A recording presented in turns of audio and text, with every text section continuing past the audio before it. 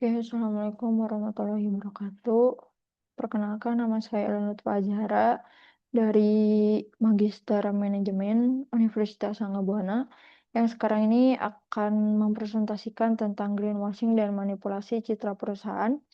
Dalam objeknya adalah PT Green Life Indonesia, yaitu produsen air minum dalam kemasan. Untuk latar belakang perusahaan ini, untuk PT Green Life Indonesia merupakan salah satu produsen air minum dalam kemasan terkemuka yang selama 5 tahun terakhir membangun citra publik berorientasi hijau dengan slogan utama yaitu 100% ramah lingkungan.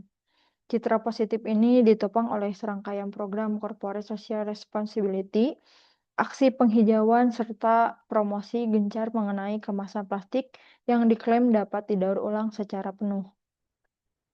Realitas skandal di perusahaan ini adalah 100% ramah lingkungan versus fakta investigasi media, yaitu ada beberapa. Yang pertama ada kegagalan daur ulang lebih dari 80%, limbah plastik tidak pernah didaur ulang dan mencemari TPA serta ekosistem laut. Yang kedua ada pencemaran rantai pasok, pemasok utama terbukti membuang limbah cair beracun langsung ke sungai warga. Yang ketiga ada manipulasi laporan, environmental, sosial, dan governance, yaitu lingkungan, sosial, dan tata kelola. Sustainability report dikurasi secara sengaja. Yang terakhir ada sikap defensif direksi mengklaim kebohongan publik sebagai strategi pemasaran dalam batas wajar. Identifikasi pelanggaran etika bisnis dalam perusahaan ini ada beberapa juga, yaitu yang pertama pemasaran yang menyesatkan atau iklan palsu. Menggunakan klaim ramah lingkungan, 100% eco-friendly tanpa dasar fakta operasional, melanggar hak konsumen atas informasi yang tidak jujur. Yang kedua ada melaporkan penipuan dalam laporan keberlanjutan, menyembunyikan data pencemaran real dan memasukkan indikator kinerja lingkungan sosial dan tata kelola untuk mengelabui investor dan publik. Yang ketiga ada keterlibatan moral dalam rantai pasok, membiarkan vendor atau pemasok merusak lingkungan demi efisiensi biaya produksi perusahaan. Yang keempat ada manajemen bahaya moral atau memudarnya etis. Direksi melakukan rasionalisasi atas penyimpangan etis dengan menganggap kebohongan sebagai taktik bisnis biasa. Yang terakhir ada apropriasi, menjadikan aksi penanaman pohon sebagai tameng etis untuk menutupi kerusakan lingkungan yang jauh lebih besar. Sini ada analisis stakeholder teori. Ada beberapa kelompok, yaitu untuk stakeholder ada konsumen, investor atau pemegang saham, masyarakat lokal, regulator atau pemerintahan, yang terakhir ada karyawan perusahaan. Untuk konsumen, ekspektasi etis dan hak pemangku kepentingannya yaitu produk aman, jujur, dan ramah lingkungan sesuai dengan klaim. Bentuk pengkhianatannya adalah manipulasi psikologis, konsumen terjerat membeli produk yang merusak alam. Untuk investor dan pemegang saham, ekspektasi etis dan pemangku kepentingannya adalah keterbukaan informasi keuangan dan lingkungan sosial atau disebut tata kelolanya yang lebih akurat. Bentuk pengkhianatannya adalah lingkungan sosial dan tata kelola yang memicu anjloknya harga saham dan kerugian nilai investasi.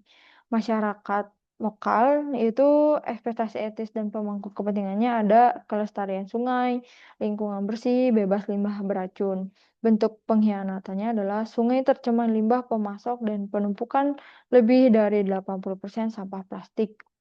Untuk regulator atau pemerintahan, kepatuhan penuh undang-undang lingkungan dan perlindungan konsumen.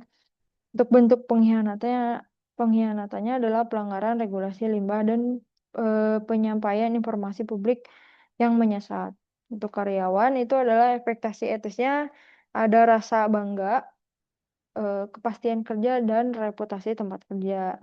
Bentuk pengkhianatannya adalah stigma bekerja di korporasi tidak etis dan potensi PHK akibat krisis finansial. Sini ada evaluasi triple bottom lainnya. Untuk kegagalan totalnya, ada lingkungan kegagalan sistematik akibat 80% plastik tidak didaur ulang dan sungai tercemar limbah pemasok, eksploitasi ekosistem tanpa tanggung jawab regeneratif. Untuk sosial, merugikan kesehatan masyarakat sekitar sungai dan melakukan pembodohan publik terhadap konsumen yang berniat baik menjaga alam.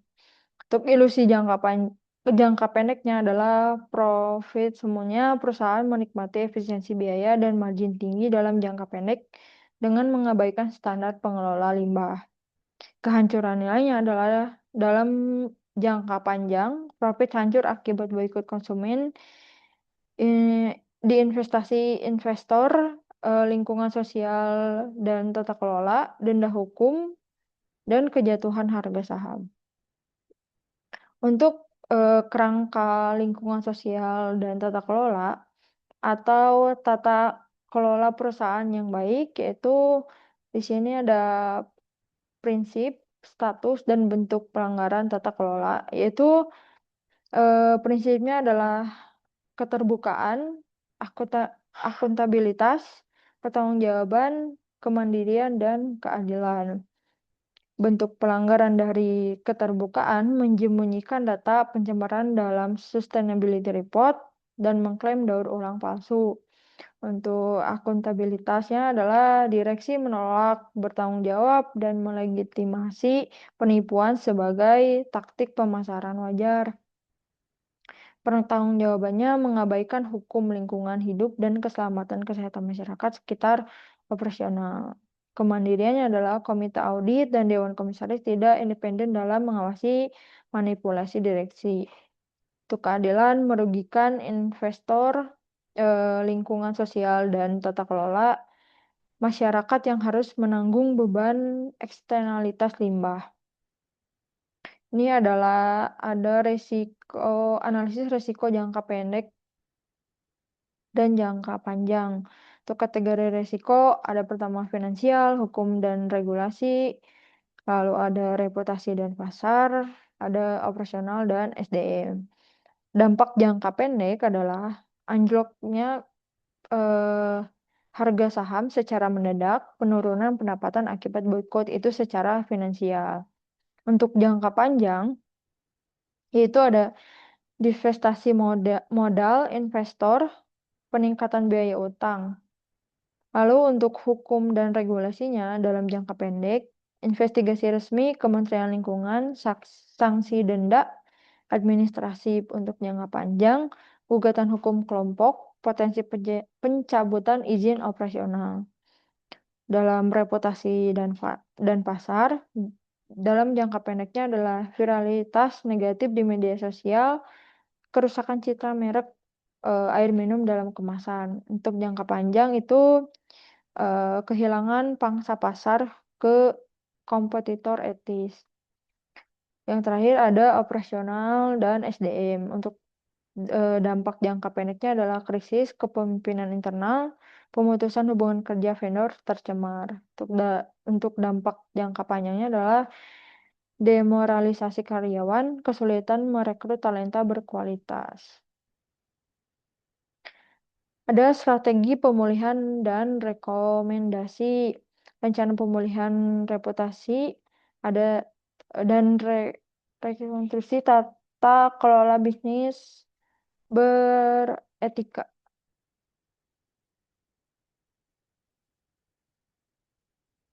Untuk fase rencana pemulihan, yang pertama ada akuntabilitas, yaitu permintaan maaf terbuka, penyetopan iklan, dan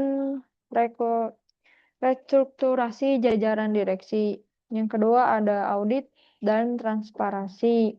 Audit lingkungan independen, rilis data tanpa filter, dan pemutusan kontrak pemasok tercemar. Yang ketiga ada transformasi, itu penerapan prosedur responsibility, sistem take back, dan pelaporan. Untuk rekomendasi tata kelola bisnis beretika itu ada komite lingkungan sosial dan tata kelola komisaris, mendirikan komite khusus independen di level dewan komisaris untuk mengawasi kebenaran klaim dan kebijakan berkelanjutan. Yang kedua ada whistleblowing system, membangun jalur pelaporan pelanggaran etika dan lingkungan yang aman, anonim, dan dikelola oleh pihak ketiga independen. Yang terakhir ada insentif berbasis lingkungan sosial dan tata kelola, mengikat remunerasi dan bonus eksekutif pada ketercapaian indikator keberlanjutan real. Oke, jadi dalam kesimpulan PT Green Lab Indonesia, ini manipulasi citra demi keuntungan jangka pendek terbukti menghancurkan fondasi bisnis. Pemulihan PT Green Lab Indonesia hanya dapat dicapai melalui tindakan substantif, transparansi total, dan komite etis berkelanjutan.